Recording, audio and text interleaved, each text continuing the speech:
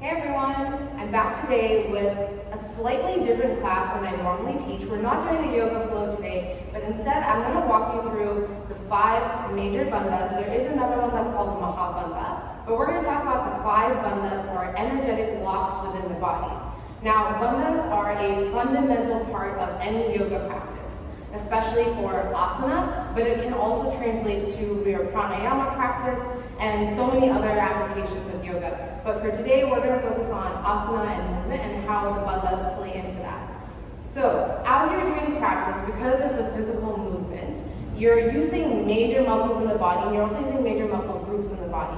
And the way that we're placing our limbs on our mat is oftentimes going to put load and weight onto our joints and parts of the body that might be a little bit more sensitive. So the bandhas, which are sort of muscular locks within the body, sort of hug and protect these sensitive areas in the body so that we can do our practice safely and effectively. We're going to start with the Pada Bandha, which is the foot bind. So we're going to start standing on the mat. Just come to the center of your mat, have your feet about hip width apart, or whatever feels like a natural, comfortable balance. Don't mind the train beside me. What you're going to do is start by leaning back slightly on your heels, peel all your toes up off the mat, and stretch the toes out like you're trying to reach out for something. From there, gently start to lay the toes down on the mat. And when the full surface of your foot is now on the mat, grip the toe pads down to the mat and pull them into the center of the foot, like you're trying to suck the mat into the center of your foot. This is called Pada Bandha, or the foot bind. So when you do this, you'll notice that automatically your kneecaps lift and your thigh muscles engage a little bit more, so that you're more engaged with the floor than you would be if you were simply just standing there and placing your weight on the mat. You know, if someone came and kind of poked you, it would be very easy to push you over, versus if you have your Pada Bandha or your foot bind engaged, you're now rooted and cemented into the mat so that it's a lot harder to shake you. And this comes especially handy when you're doing any kind of balancing posture like tree pose, dancer pose, etc. Alright, so from here, the next one we're going to look into is called the Jalandhara Bandha, or the chin bind. So from here, let's go ahead and come down to we're going to come down onto our floors. Bring your palms underneath the shoulders and your knees under the hips. Press the tops of the feet down into the mat. And for your hands, same thing like you did with the foot. Lean back onto your wrists and peel your fingers off the mat. From here, stretch the finger pads out and then gently place them down. Press your fingertips down into the mat and draw them back towards the center of your palm, almost like you're tensing your fingers. And notice the feeling of tightening in the center of your palm, almost like you're pulling the mat into the middle of your hand. What this does is this takes the pressure off of the wrist and the finger joints, and it employs the larger muscles in our arms and all the way up into our shoulders and upper back to take some of that load. This one is really great for any kind of arm balancing posture, if you're in crow pose or chaturanga dandasana, anywhere where you're putting load on your hands. And also, it comes in handy when we are in downward facing dog.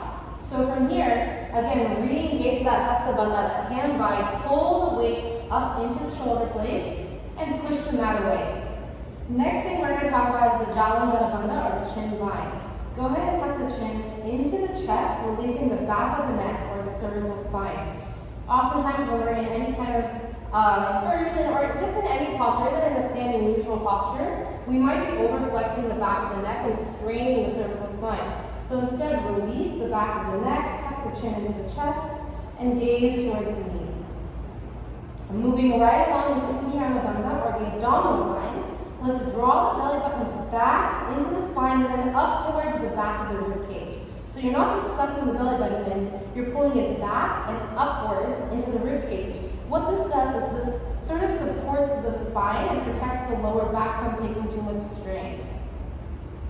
Gaze forward between the palms, walk the hands up, release the hands, and we're going to move into the last bandha for today. Again, like I said, there is one bandha called the Mahabandha, which is everything combined, but we're going to just stick with the basics for today. Squat the hips down, lift the arms up, coming into chair pose, Utkatasana. From here, split the mat in half, so re-engage your Pada Bandha and bring your, split your feet towards the sides of the mat, like you're trying to rip the mat in half. Engage that Uddiyana Bandhas, a slight tuck with the lower tailbone, tuck the chin into the chest. And now you're going to try to imitate a sensation that you're trying to, if you really have to pee and you really have to pull it, you're going to pull the pelvis up into the body. It's almost like a tucking effect. The best way to describe it is that you have to pee, but you have to hold it. So imagine that sensation. Almost like a tightening of the perineum. So just think about the lower end of your body, the root of your body, and pulling it up into the pelvis. From here, go ahead and release.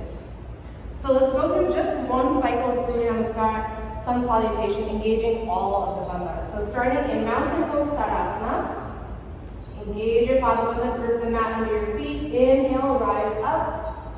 Engaging the Uddiyana Bandha here, protecting that lower spine as you lean back slightly. Exhale, forward fold, Uttanasana.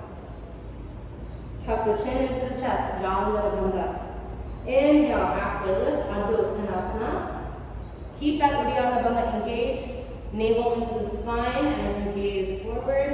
On the exhale, plant the hands. Now start to grip the mat with your Hasta Bandha, your hands wide.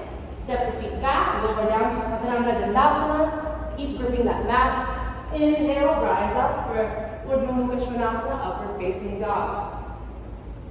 Still engaging your abdominal muscles here so that you're not overflexing the lower spine. Exhale, downward facing dog, Urdhva Mukha Svanasana. Chin to the chest. Engage the Hasta Bandha with the hands.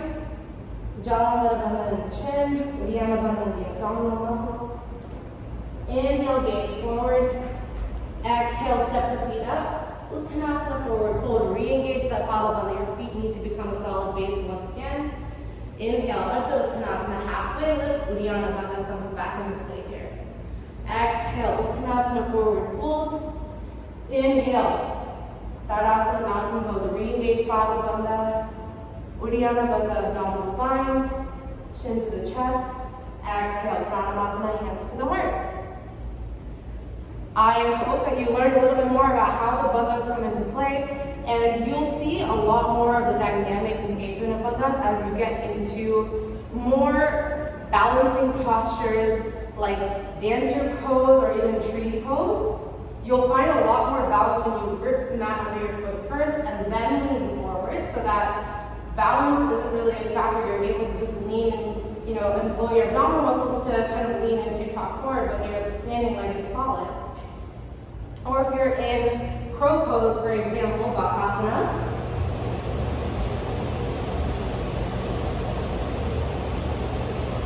engaging that Hasta Bandha, hand bind.